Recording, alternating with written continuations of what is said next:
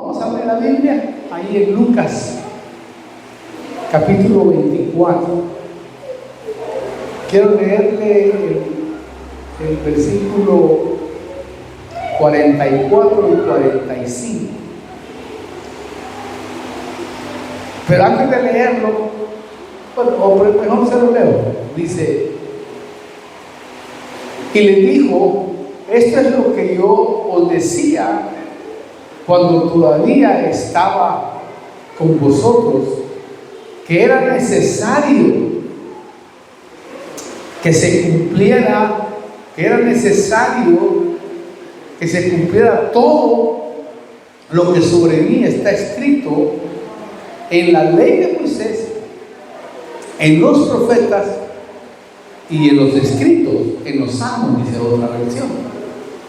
Entonces les abrió la mente, el entendimiento, para que comprendieran las escrituras.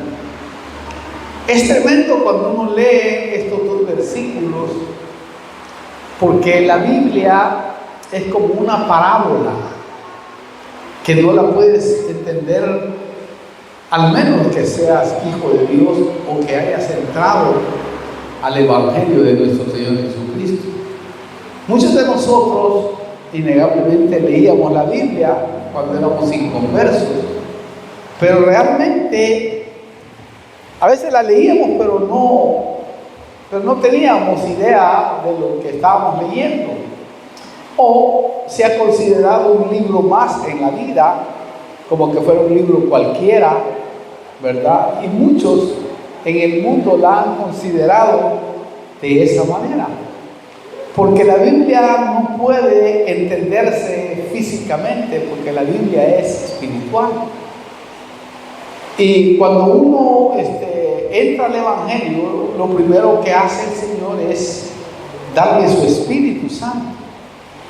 El Espíritu Santo es exclusivamente para que nosotros podamos entender lo espiritual que hay en la palabra del Señor. Toda la Biblia es espiritual y aplicable. Es decir, podemos decir que cada versículo de la Biblia tiene como 7 dimensiones de interpretación. Es decir, en un momento podemos ver una dimensión, en otro podemos ver 2 dimensiones, en otro podemos ver 3 dimensiones y así. Es tan tremenda la palabra del Señor que es muy impresionante. Y cuando uno lee, por ejemplo, este versículo, se da cuenta de una tremenda verdad, porque aquí está diciendo el Señor de que Él está metido en todo el Antiguo Testamento. Es decir, el Señor está ahí, solo que cuando uno lee, Él dice: ¿dónde está? Yo nunca he visto al Señor. Pero Él dice que está, por ejemplo, en la ley de Moisés, que es, por ejemplo, en los 5 libros, los primeros 5 libros, que se le llama el Pentateuco. Le voy a explicar esto antes de decirle lo que le quiero transmitir, especialmente lo que quiero hablar con usted hoy, ¿verdad? Es que sacan una novia para casarse. Cristo saca una novia, pero si no entendemos esto de cómo está rezado en la Biblia, la palabra de Dios, no vamos a ver las figuras, porque hay muchas figuras que podemos extraer del Antiguo Testamento nosotros, que nos puede ayudar para ver a Cristo. Si no, no lo vamos a ver, porque como es espiritual, la Biblia dice que todas aquellas cosas, 1 Corintios 10 también dice que todas aquellas cosas acontecieron en figura para nosotros, a quienes les ha alcanzado el fin de los siglos. O sea, nosotros podemos extraer del Antiguo Testamento muchas cosas tremendas, espirituales, para poder entender o entenderle a Dios. Si no, no le vamos a entender, pero tenés que tener el espíritu intacto para poderlo ver. Es impresionante porque el Señor está diciendo que de Él escribió Moisés, como dice ahí, ¿verdad? Sobre mí está escrito en la ley, ¿oyó? Entonces cuando uno va a la ley, mira sacrificios, mira animales, mira un montón de cosas, y uno dice, ¿dónde está Cristo? Mas cuando uno tiene el Espíritu de Dios latente, uno puede ver que ahí está el Señor, desde el Éxodo, ¿verdad?, que cruzaron los israelitas, o desde el Génesis hasta el último libro de la Biblia, hasta Malaquías, que es el último libro del Antiguo Testamento, está el Señor. Pero debemos de saber por el Espíritu de cómo extraerlo. Claro, el mundo no nos va a entender, no lo que hablamos o lo que decimos. Incluso muchos creyentes no van a entender lo que uno puede extraer, porque hay que tener avivado el Espíritu para poderlo ver. Entonces, cuando dice el Señor ahí, ¿verdad?, que está escrito de Él en la ley, quiere decir que está en Génesis, en Levítico, en Deuteronomio, en Números, ¿verdad?, y en el Éxodo, los 5 libros. Entonces, cuando uno va ahí, todos los sacrificios que se hicieron tienen que ver con Cristo, ¿verdad?, de cómo Él expió el pecado y esto y lo otro. Y al final, bueno, Él se presenta como un Cordero de Dios que quita el pecado del mundo. O sea que el Cordero Pascual, el que se sacrificaba allá, era Cristo. Solo que ahora vino literalmente y se hizo a dar a conocer. Entonces, nosotros tenemos que darnos cuenta de que es tremendo si no tenemos una vida espiritual, si no tenemos avivado el Espíritu. Después dice que se escribió los salmos, ¿verdad? Está metido en los profetas, perdón. Sigue ahí, dice, vamos a ver, perdón, ahí está. Que esté escrito de mí, está escrito en la ley de Moisés, en los profetas. Ahí nos habla que Él está metido en los profetas mayores y menores, ¿no? Ahí entran los profetas menores, se habla de esa manera es porque escribieron poco, y los mayores como Ezequiel, como Isaías, como Jeremías, son libros que escribieron más, pero todos son profundos. Pero ahí está el Señor en medio de esos libros, es decir, el Señor Jesucristo. Y después dice en los escritos, dice la versión, aquí dice en los salmos. Eso nos habla de los libros poéticos, Lamentaciones, Proverbios, ¿verdad? Que está el Señor allí, en Esther, etcétera, ¿no? En Ruth. Bueno, está el Señor ahí, no lo vemos en el Cantar de los Cantares, en Proverbios. Cuando habla de los escritos está hablando de eso. Y es tremendo cuando uno mira a la luz de la palabra del Señor esto. ¿Por qué? Porque aquí dice, entonces les abrió la mente para que comprendieran las Escrituras. Si a ti no te abren la mente, como a los discípulos, no vas a entender nada. Se te puede estar hablando y vas a pensar que, bueno, ¿qué es eso? ¿De qué se está hablando?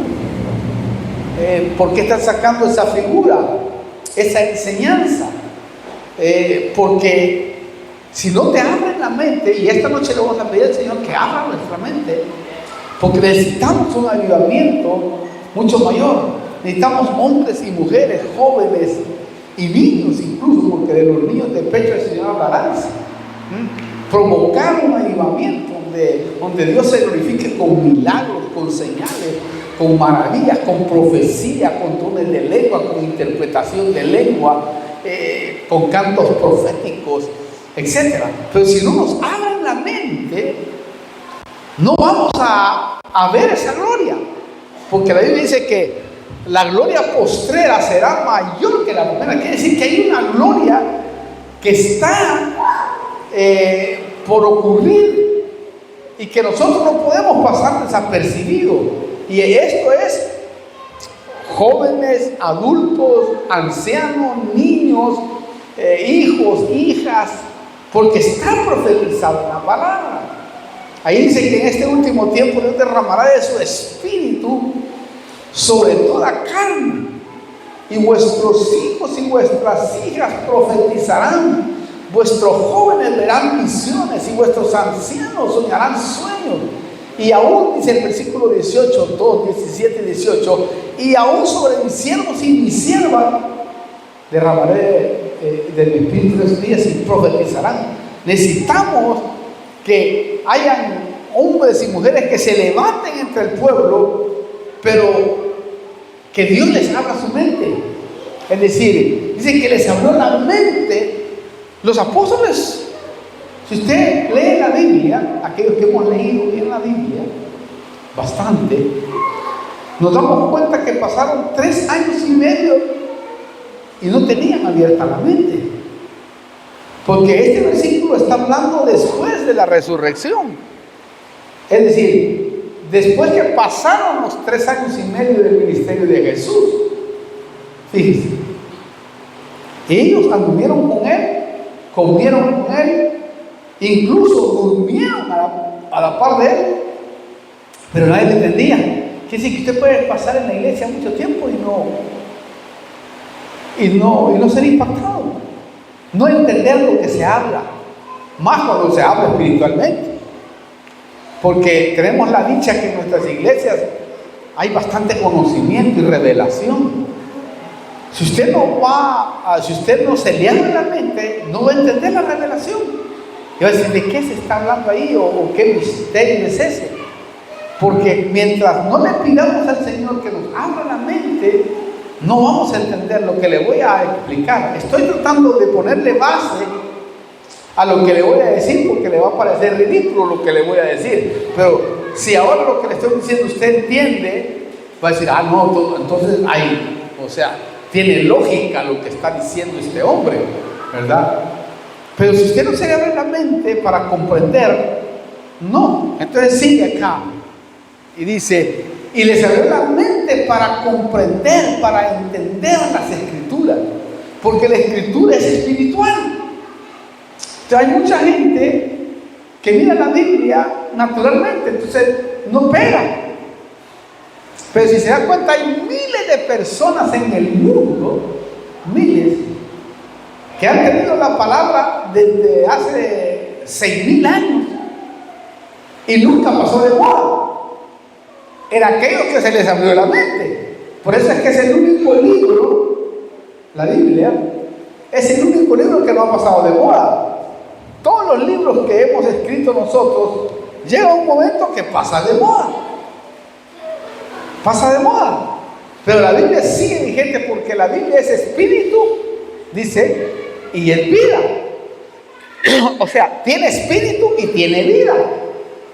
Entonces, si nosotros logramos mantener, ¿verdad? Si nosotros logramos mantener el espíritu avivado con la palabra, lógico, no nos va a aburrir. Al menos a mí, yo desde que me convertí a Cristo hasta el día de hoy, jamás me ha aburrido la palabra. Al contrario, cada vez que la leo digo, Dios mío, esto como que nunca lo hubiera visto. Y lo vi. Es como cuando hablamos de la iglesia novia, la iglesia que se va a quedar, la iglesia Israel, la iglesia reino. Muchos dicen, la iglesia toda se va, meten a toda la iglesia, y cuando la Biblia registra de que no toda la iglesia se va en el arrebatamiento, sino solo un grupo, las primicias, como hablábamos la vez pasada, y por eso especifica bien cuando dice la iglesia de los primogénitos, ¿verdad? Quiere decir que de los primeros, que son las primicias que son levantadas, y después habla en otros pasajes con respecto a que hay una gran multitud que viene saliendo de la gran tribulación, como si hay unos que se van primero y otros que se quedan. Pero eso, si usted no está espiritual o no le han abierto la mente, usted no puede verlo. Usted no puede ver un grupo que se va primero, sino que todos lo meten en un solo grupo, y la Biblia especifica que no. Habla, pero claramente, si no tiene revelación, no puede verlo. No puede verlo. Por eso le expliqué yo a usted en algún momento, que este es el año de las primicias, le expliqué que las primicias se presentan ante Dios primero, que esos son la iglesia de los primogénitos. Y no todos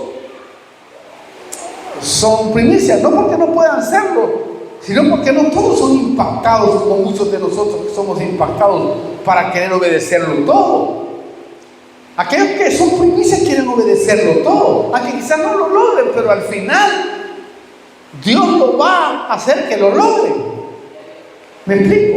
O sea, las primicias están pendientes de su amado. Es decir, el que esté enamorado está pendiente de la amada. ¿Para qué? Para apreciarla, para bendecirla, para salir con ella, para estar en intimidad con ella, para platicar con ella, para brindarle lo que tiene. Si tiene, capital, lo invierte. Uno, cuando esté enamorado, no sé cuántos han estado enamorados alguna vez. Yo estaba enamorado toda la vida de mi mujer. A la cuesta tener novia, hermano, porque uno la invita al cine, la invita a comer, la invita al mejor restaurante para conseguirla, ¿o no? ¿Sí o no? O al menos que usted sea tacaño como un primo que tenía yo por allá, que le invitaba al parque donde regalaban comida. No, y le invitaba ahí. No, así no vale, hermano. Pero ¿qué es lo que hace uno? Invierte. Tener mujeres, invertir o no. O no sé si por acá es medio rara la cosa, pero uno ha invertido mucho. Yo he invertido mucho. Yo digo, mira, mi amor, ojalá te portes bien, porque invertí muchísimo en ti. Pero bueno, gracias a Dios no hay problema en eso. Pero lo que trato de decir es de que uno tiene eso. O sea, se da todo, pues. ¿Qué quiere? ¿Qué es lo que hay que hacer? ¿Qué es lo primero que yo pregunté? ¿Qué es lo que hay que hacer para el Señor? Sin saber muchas cosas, las hice y después, por supuesto, las fui descubriendo porque las fui estudiando. Entonces, si uno no tiene esa perspectiva es porque la mente no está abierta. Las primicias tienen la mente abierta. ¿Qué es lo que hay que hacer? ¿Qué es lo que necesito hacer para la obra? Que hasta la vida de uno, muchos de nosotros que hemos sido llamados a Sudamérica, al mundo entero, como misioneros, por ejemplo, hemos dejado quizás todo, pero no porque nos cueste dejarlo, sino porque hay algo que nos envuelve, que nos dice, tú eres de los primeros. Entonces uno da todo lo que pueda dar y trata de obedecer lo más que se pueda, o mejor dicho, hacer lo correcto, ¿verdad? No lo perfecto, pero querer hacer lo que Dios dice que hay que hacer.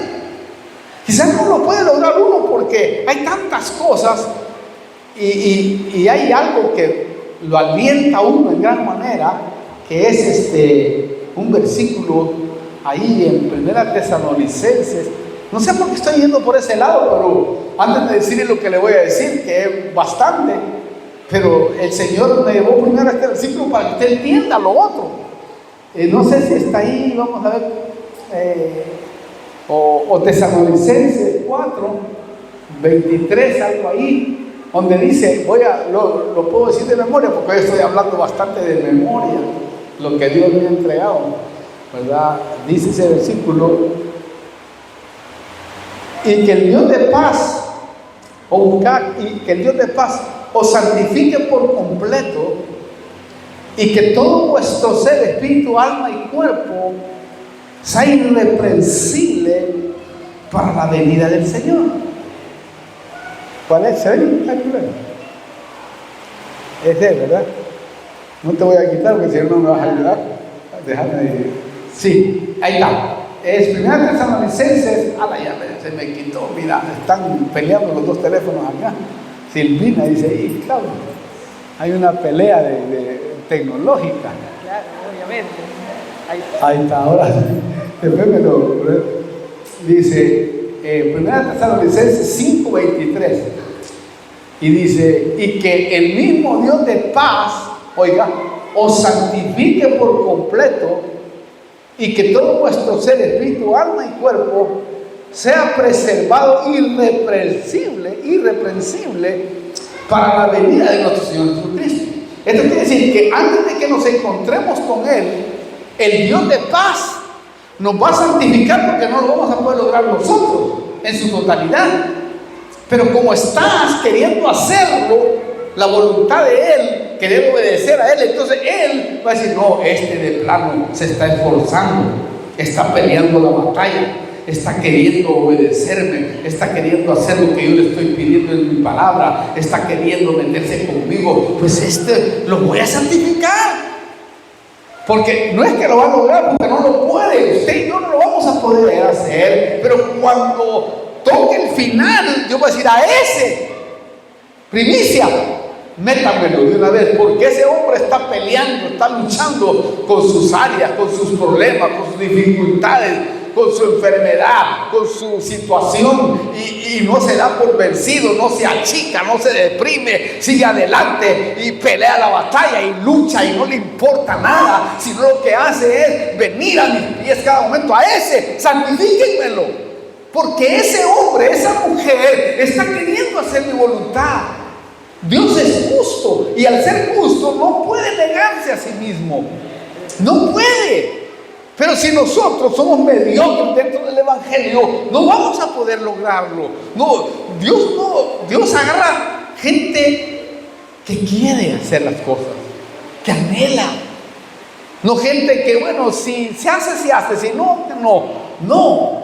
Yo he estado orando esta semana y me ha estado hablando fuertemente el Señor para la iglesia, y le estoy pidiendo al Señor un avivamiento, porque el avivamiento que pedimos el año pasado sigue vigente, ¿verdad? En hombres jóvenes, que aquí hay hombres, aquí hay profetas en esta congregación, que yo sé que los hay, pero de repente el diablo los engaña.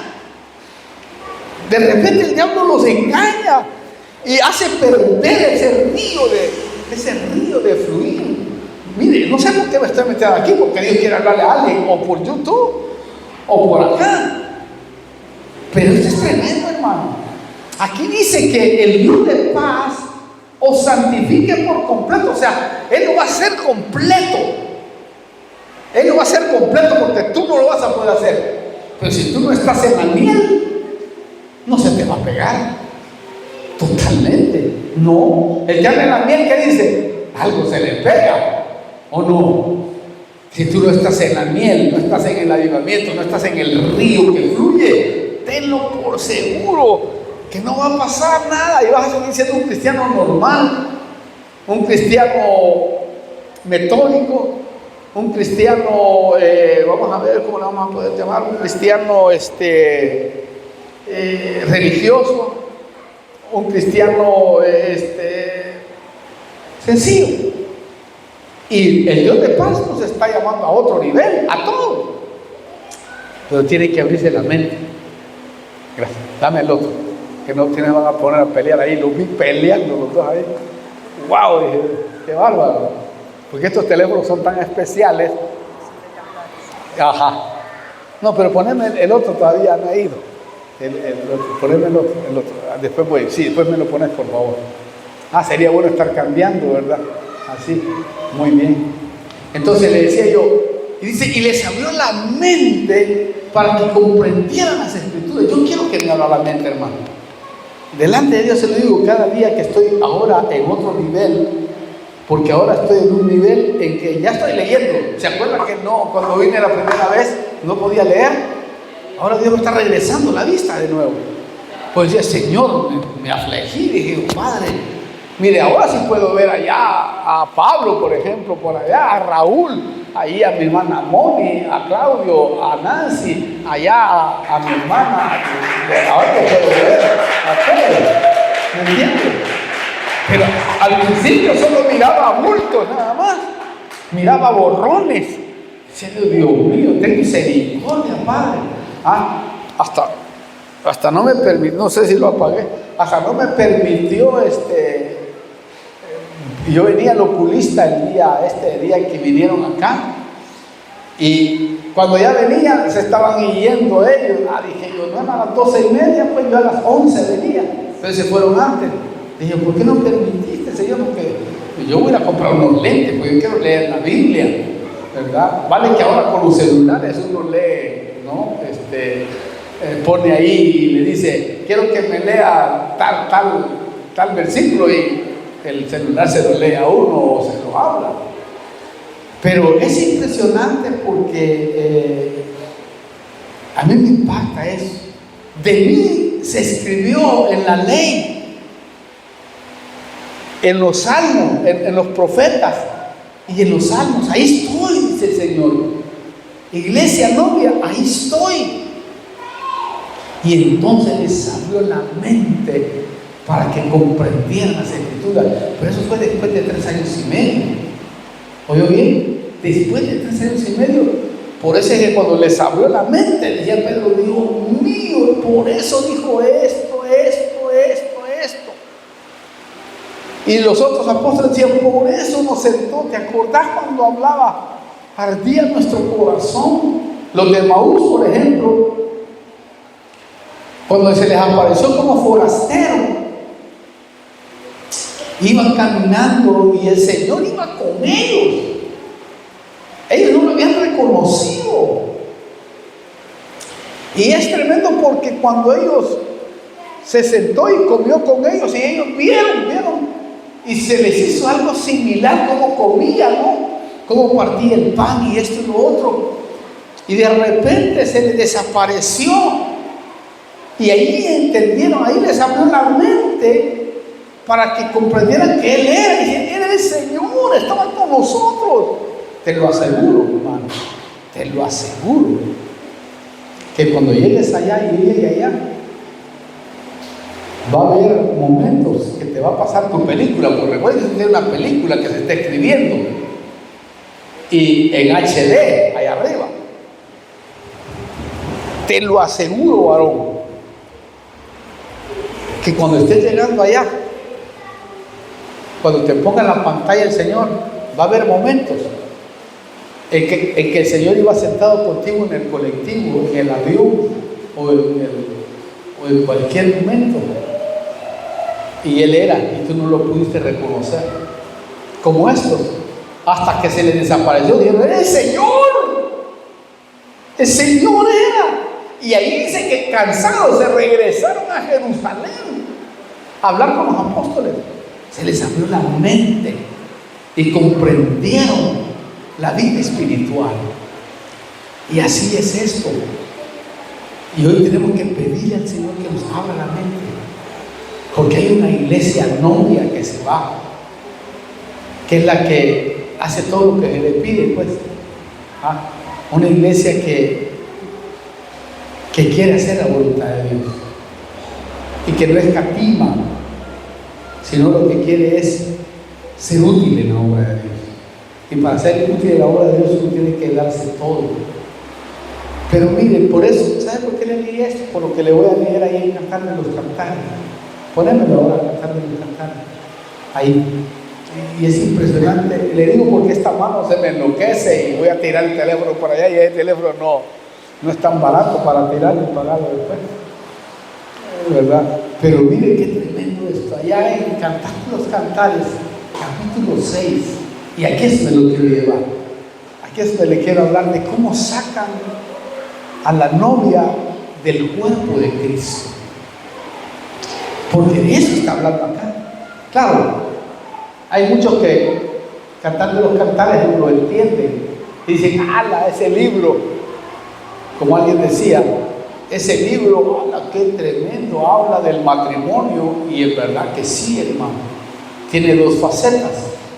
Habla de la vida matrimonial, del amor, pero especialmente está hablando del amor de Cristo a su iglesia.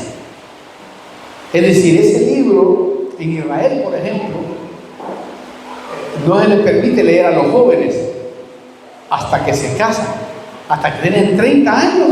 Dice, ahora sí lee el Cantar de los Cantares, porque como es tan fuerte ese libro, que yo con la iglesia allá en la capital lo he estudiado versículo por versículo, palabra por palabra.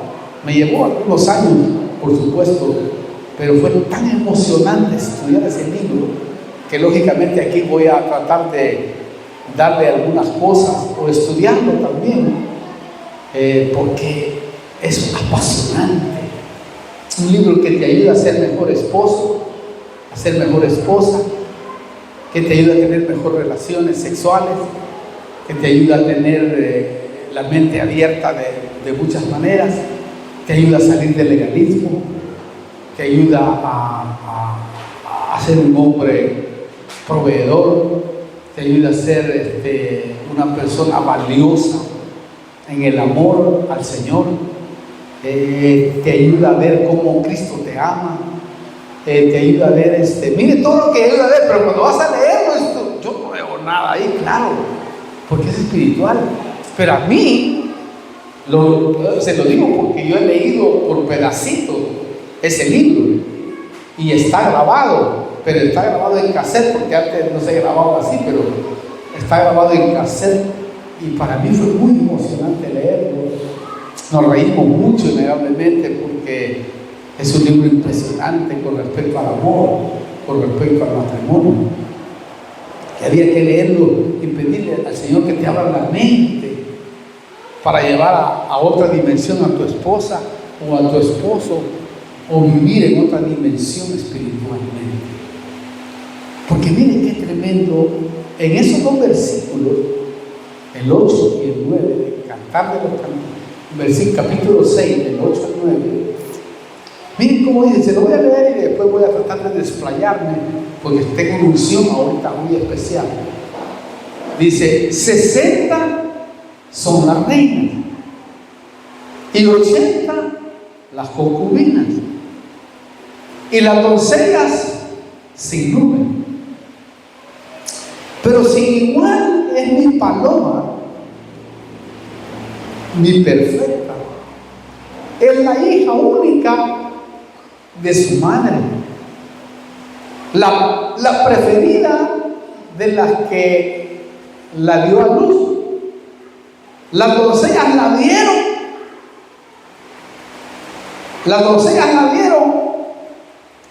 y la llamaron bienaventurada. Oiga, todas las reinas y las concubinas y la alabaron diciendo, ¿quién es esta que se asoma como el alba? ¡Wow! Hermosa como la luna llena, refulgente como el sol, gloriosa, vestida de lino fino y resplandeciente, y dice, imponente como escuadrones abanderados. ¡Wow! ¡Qué tremenda figura! ¿No? ¿Notó usted? Ahí nos habla de 4 clases de creyentes y de una, la perfecta. Cuando dice la perfecta, está hablando de una iglesia madura, de una novia madura, porque cuando habla de perfección, ser perfectos como yo lo soy, está hablando de madurez. O sea, ahí no está hablando de una iglesia madura, de una mujer madura, de un hombre maduro, ¿verdad? Que la tiene reclara, que sabe qué es lo que quiere, que sabe qué es lo que tiene, que sabe no evadir las verdades en su vida, sino que es alguien que confronta la verdad, es alguien que no anda con doble ánimo, es alguien diferente, distinto, un cristiano que marca la diferencia entre otros cristianos. Y es impresionante porque dice 60 son las reinas. Wow, 6 diría yo, ¿no? Un número de hombres. Fíjese, hay cristianos que son reyes, así viven como reyes. Ellos no se sujetan a nadie, no les importa sujetarse. Él, como el rey, se come sus mejores manjares, él no aporta nada, porque es rey, solo para él. El rey pues manda a él, Dice, ¿por qué me voy a sujetar yo si yo soy el rey del mundo? ¿Cuál es el problema? Es como un rey. Imagínense un rey. Hay cristianos que son reyes. Y lo que resuelven esos reyes dicen, si hay un problema con alguien, lo que hacen es, con irme a la iglesia, resuelvo todo, cualquier cosa que si yo no tengo necesidad. Y la Biblia dice, sí, es cierto, le dice el Señor. Son los de la Odisea, ¿no? Pero eres un cuitado y desnudo, dice, ¿verdad? Compra olivio para tus ojos, ¿verdad? Porque dices que me he enriquecido y no tengo necesidad de nada. Así es aquellos que no diezman, que no aporten, si no tengo necesidad de nada, me tengo que dar. Porque dicen que no, el diezmo y la ofrenda no tiene nada que ver solamente con dinero. No, hay gente que no necesita dinero, pero necesita amor, necesita paz, necesita muchas cosas, necesita ¿cuántas cosas no se necesitan en la vida? De un derramamiento de unción profética, un derramamiento de gracia, un derramamiento de oración. Esos son derramamientos que vienen cuando uno hace ese acto. No necesita como a un hombre que decía, no, yo no necesito, pastor, ¿para qué voy a hacer eso? Yo, sí, pero es miserable en el amor, es miserable en el hogar, es miserable en eso. Porque no es solo eso lo que vas a recibir cuando das. No, pero son reyes que no, como no tienen necesidad, no lo hacen. Porque si yo no tengo necesidad de eso, pero si hay necesidad de otro tipo. O sea, si hay cristianos, son reyes. Totalmente. Y eso es lo que está hablando ahí. 80, dice, son las concubinas. Oiga eso. 80 son las concubinas. 80. ¿Quiénes son las concubinas cuando uno estudia la palabra? Las concubinas son los que tienen dos amores. Están con el mundo y con Cristo. No les importa. El mundo los atrae, el espíritu del mundo los tiene atados, porque les da lo mismo el mundo que Cristo. ¿Cuántos cristianos hay ahora haciendo show con cumbias, con esto, con lo otro? No les importa. No es que la música sea mala, no, porque hay música, por ejemplo, que le canta al hombre, le canta al amor, otros le cantan al diablo, ¿verdad? Y otros le cantan al Señor. Hay variedad, ¿no? ¿Verdad? Existe eso, pero por lo general hay cristianos que no les importa la vida espiritual en su totalidad. Si vienen a la iglesia, bien, si no, es más importante un show, es más importante la novela, es más importante que no sea malo la novela. Pero el mundo los tiene bien agarrados, están más en el mundo que en Cristo.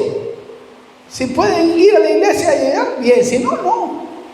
¿Cuántos jóvenes tenemos nosotros aquí en la iglesia que aquí tendrían que estar por lo menos el domingo adorando y bendiciendo a Dios? No están.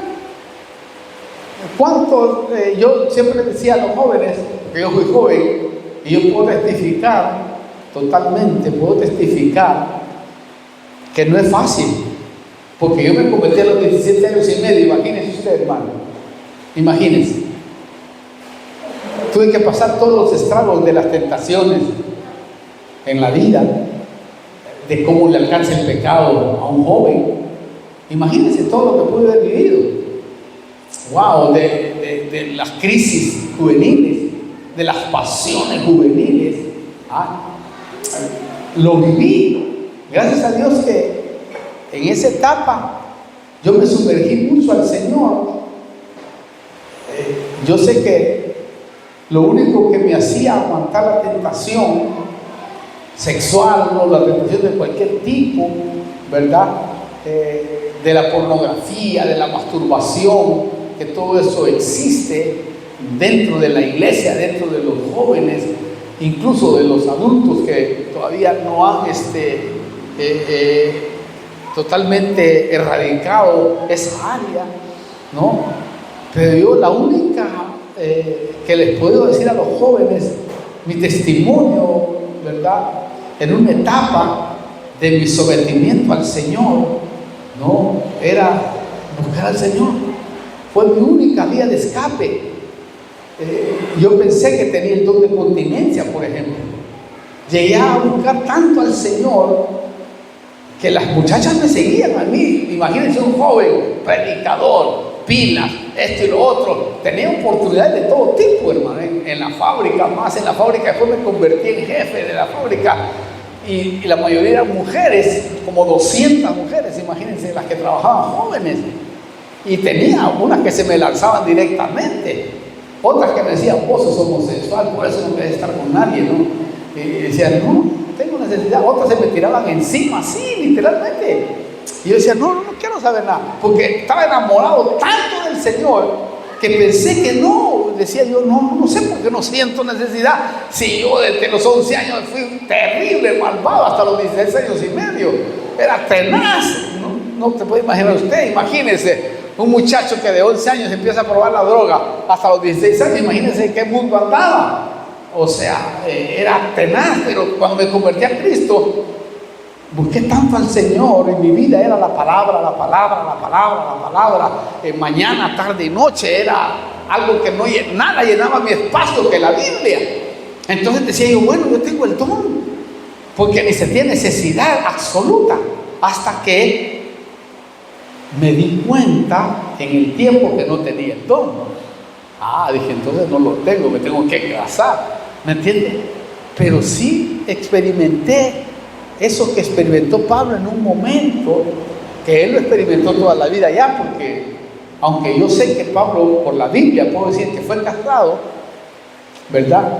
Y que tal vez fue una farisea la que estaba casada con él, y después Dios le dio el don. Lo digo esto por cómo escribe, porque él pertenecía al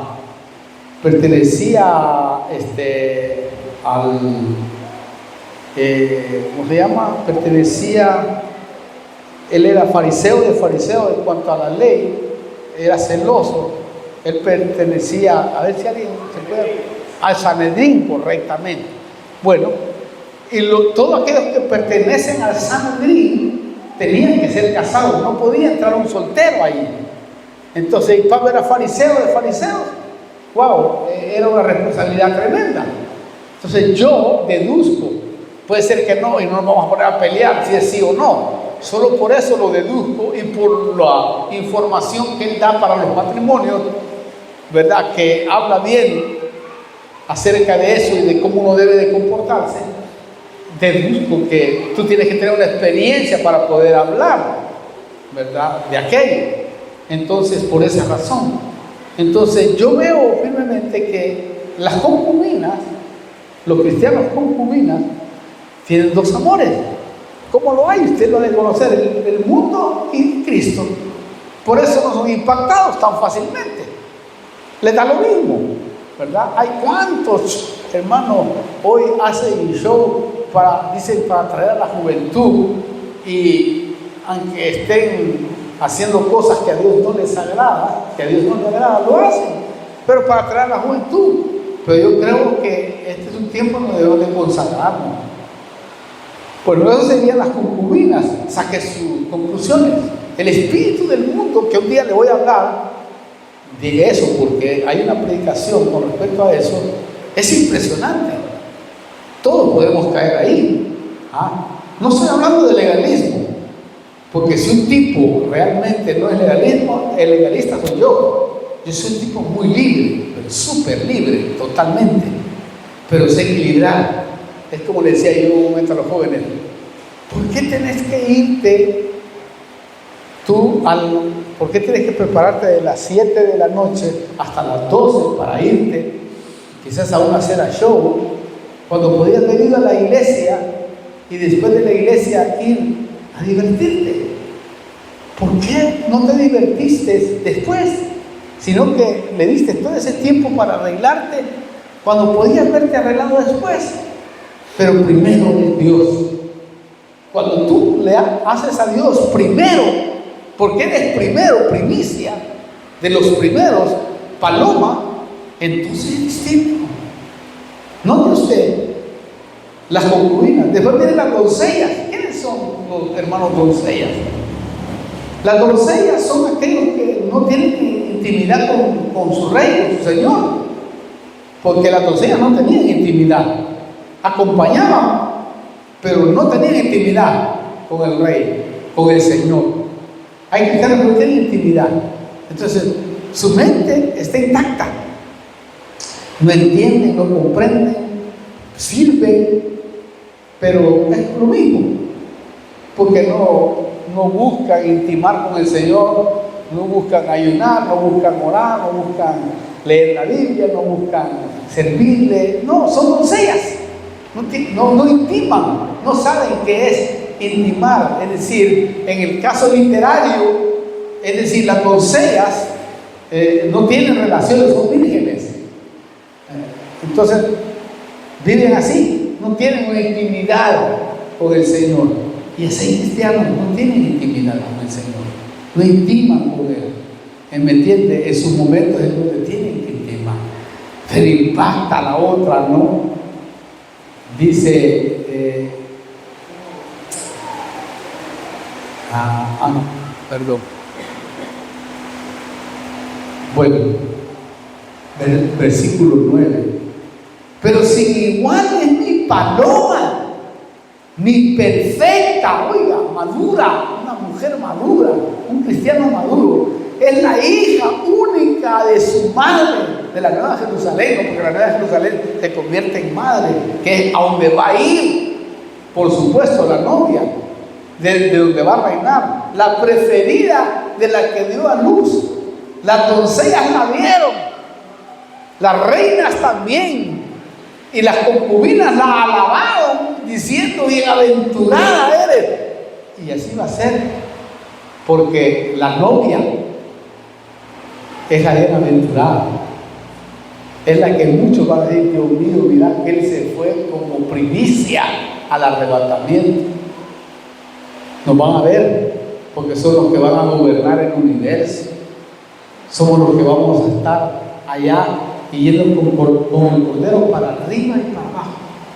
De esa iglesia fue la que le hablé. ¿Se acuerda el domingo? ¿Se acuerda el domingo?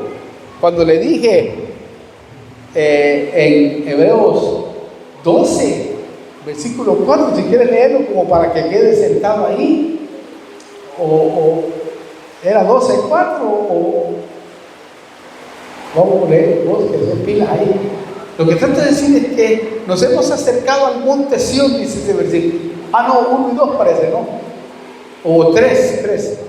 Nos hemos acercado al monte Sión y a la iglesia de los primogénitos.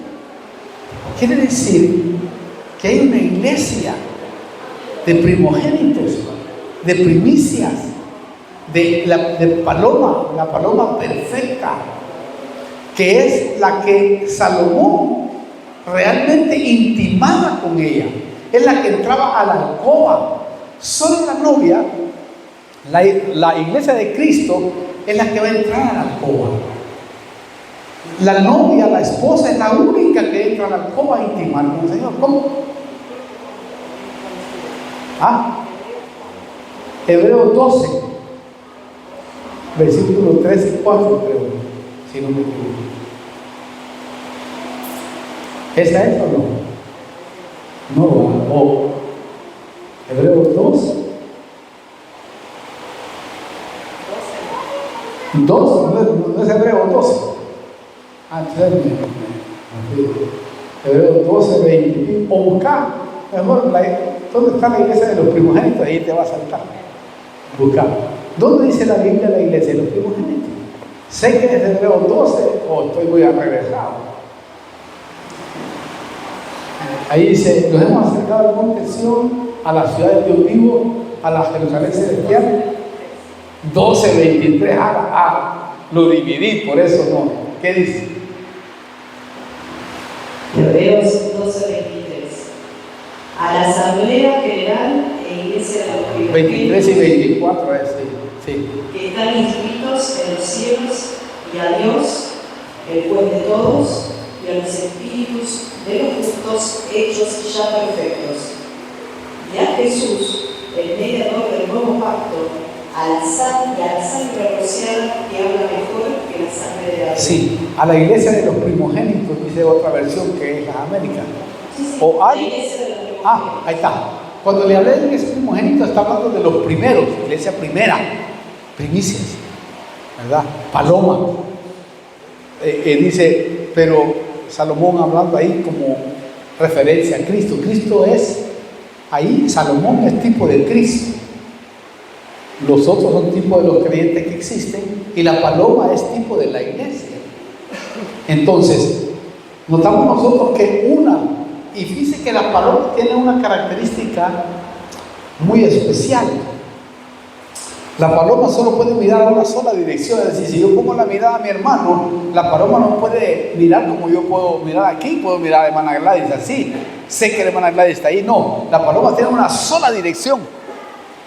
Los que son palomas tienen una sola dirección, Cristo es la meta. Bueno, todo hacia Cristo, son cristocéntricos, ¿verdad? Porque adoran, alaban y le dan la gloria al único que se la merece, nuestro Señor Jesucristo. Entonces, son los que están enamorados, son los que se van. Y ahí está claro. Por eso, los otros que son salvos, porque no estoy hablando de perdición, los otros que son salvos, ¿verdad? No se pierden, pero no tienen el privilegio de entrar al alcoba, al reino celestial para estar con Cristo por donde quiera que va. Esa es la novia, esa es. Y sabe, antes de que se me olvide, y termino con esto, ya el tiempo se me fue, y termino con esto. Le pedí al Señor que me diera sabiduría para poder abordar este tema. ¿Sabe cuál es la figura perfecta de esto? ¿Se acuerda? Usted tiene que acordarse, porque de seguro eso no lo he leído, me imagino. Y si no lo ha leído, pues ahora se lo leo yo. ¿Se acuerda usted cuando el Señor andaba buscando esposa a Adán? ¿Se acuerda usted? Dice que se buscó entre todas las que había y no había una parecida a él. Había, solo que eran medio raras las que había, ¿verdad? Porque dice que se buscó, pero no se dio ayuda idónea. Wow. Entonces, ¿qué hizo Dios? Dice que durmió el cuerpo de Adán. Y del cuerpo de Adán sacó una costilla y formó una mujer, a Eva. Y después se la presentó. ¿De dónde sacaron a Eva? Del cuerpo de Adán. ¿De dónde sacaron a la novia? Eva. Del cuerpo dormido de Adán. Porque la iglesia hoy está dormida. Y solo los que van a despertar en esta recta final se van a ir en el arrebatamiento y se van a casar con Cristo. Es decir, el arrebatamiento todos son llevados al cielo en un abrir y cerrar de ojos. Pero ese abrir y cerrar de ojos, unos son bajados y otros son quedados para irse con Cristo. Es decir, vas a cerrar los ojos y en ese átomo de tiempo que dice una versión, ahí te van a juzgar todo y te vas a bajar para abajo. Y los otros se van a quedar para ser parte de la novia de Cristo, para casarse con su Adán, porque Cristo es el postrer Adán. Y del cuerpo de Cristo van a sacar la paloma. No sé si me doy a entender. No sé si usted está entendiendo lo que estoy diciendo. Estoy hablando espiritualmente. De ahí sacan a la novia y se la presentan. El Espíritu Santo se la presenta en el arrebatamiento y él dice: esta es la novia, estos son los primogénitos, estos son los primeros, estas son las primicias. ¡Wow! Esta es tu paloma perfecta. Y todos los que están ahí van a mirar a la novia. ¿Sí? Porque el casamiento dice que va a ser tremendo. Pero tremendo, hermano. La boda del Cordero, pues. Todas las creaciones viendo a la novia, a ti y a mí, siendo coronado, porque en lo poco me fuiste fiel. Para poner una figura, en el 10% me fuiste fiel. En el 90% mío te voy a poner. ¡Wow! ¡Qué tremendo! En lo poco me fuiste fiel, en lo mucho te pondré. Porque no somos fieles, no somos tan fieles, pero queremos hacer lo correcto.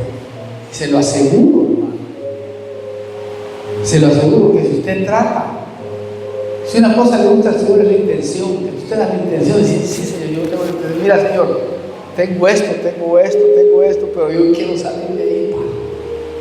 Yo quiero arreglarme, Señor. Yo quiero amarte. Se lo aseguro delante de la presencia del cielo, que se va a cumplir. Primera Tesalonicenses 5:24, que es el que leímos, ¿verdad? Primera Tesalonicenses 5:24, para remarcarlo en mi mente. Y el Dios de paz os santifique por completo. ¿Sí, no? Y que el mismo Dios de paz os santifique por completo. Y que todo vuestro ser, espíritu, alma y cuerpo sea preservado, irreprensible para la venida de nuestro Señor Jesucristo. ¿Qué les parece? Eso va a ser el Padre, porque nosotros no lo podemos hacer. Por eso la carne nos afecta. Pero bendita sea la misericordia de Dios, que Dios está en medio de nosotros. Que el Señor lo bendiga, y quiero que cierren sus ojos. Cierren sus ojos en este momento. Vamos a orar. Póngase de pie, por favor, delante del Señor. Yo voy a permanecer sentado para no desequilibrarme un poquito, aunque ya tengo bastante equilibrio. Quiero ser prudente. Aquí vemos ministros del Señor. Vamos a orar. Cierren sus ojitos, Padre. Vengo delante de tu presencia, Señor. Te pido que te glorifiques. Primeramente, que en este ayuno que vamos a enfrentar esta semana, tú puedas restaurar aún más, Señor, las afecciones de nuestro cuerpo. Que tú puedas glorificarte en este ayuno de Dios. Que aún aquellos que no han ayunado se van a unir. Y te pido, amado Dios, que te puedas glorificar, sanando, liberando. Te pido que en esta noche tú, o este día, esta mañana, esta tarde, depende dónde estés escuchando el mensaje, que el Señor pueda glorificarse en tu cuerpo, en tu espíritu, y puedas oír la voz. Padre, te pido que abras la mente para que comprendamos las Escrituras, Señor. Que en el nombre de Jesús, tu iglesia, aquí en esta zona de Isidro Casanova, pueda abrir su mente, Padre. Tú puedas abrirle la mente y que no la cierre a las verdades que está oyendo, que no sea ignorante, que no invada la verdad tuya. En el nombre poderoso de Cristo Jesús, porque tú quieres sacarla de la mediocridad. Ni aquellos que están escuchándonos por YouTube, tú, Padre. Te pido que te glorifiques poderosamente, Señor. Y que puedan salir si están ahí. Que puedan despertar este avivamiento glorioso que tú nos estás proponiendo por tu Espíritu, Padre. Señor, aviva nuestra carne, nuestro cuerpo para ser sanado completamente, para poder venir con más fuerza, Señor, a hacer tu voluntad, Padre. Que esta breve tribulación pase rápido, Señor, en medio de aquellos que de alguna manera están siendo azotados en el cuerpo, Padre. Yo por la fe me declaro libre, sano, en el nombre poderoso de Jesús. Que la recuperación sea como un rayo, Señor, que quema toda iniquidad inmunda por la cual vienen ciertos tipos de enfermedad. Que en el nombre de Jesús en mí se erradique totalmente. Que en el nombre de Jesús, oh Padre Celestial, este es el final de una iniquidad inmunda generacional. En el nombre poderoso de Jesús, para la gloria de tu nombre, obra así en tus hijos, Padre, en tu pueblo. Que podamos provocar, Señor, en nuestra vida un avivamiento poderoso para todos aquellos que nos escuchan, aquellos que no vinieron hoy, Señor, que puedan escuchar este mensaje y puedan salir de la mediocridad. En el nombre poderoso de Jesús, empieza a obrar en nuestro cuerpo, Señor, de los pies hacia la cabeza. Regula, todo adormecimiento, Señor, se va en el nombre de Jesús. Todo tendón se arregla, toda insensibilidad, Señor, vuelve a su normalidad. En el nombre poderoso de Jesús. Toda enfermedad en esta semana que vamos a entrar a ayuno, tú puedas glorificarte, Padre. Y que podamos ver tu gloria, Señor, con milagros, con señales, con maravillas. En el nombre poderoso de Jesús. Que nuestros hijos sean sanos, saludables, fuertes. En el nombre poderoso de Jesús. Te damos gracias, papá. Te glorificamos. En el nombre de Cristo Jesús. Gracias. Bendigo a tu iglesia en esta preciosa hora. Para la gloria de tu nombre, Señor. Amén. Y a ti, amado Espíritu Santo, te damos un aplauso. Denle un aplauso.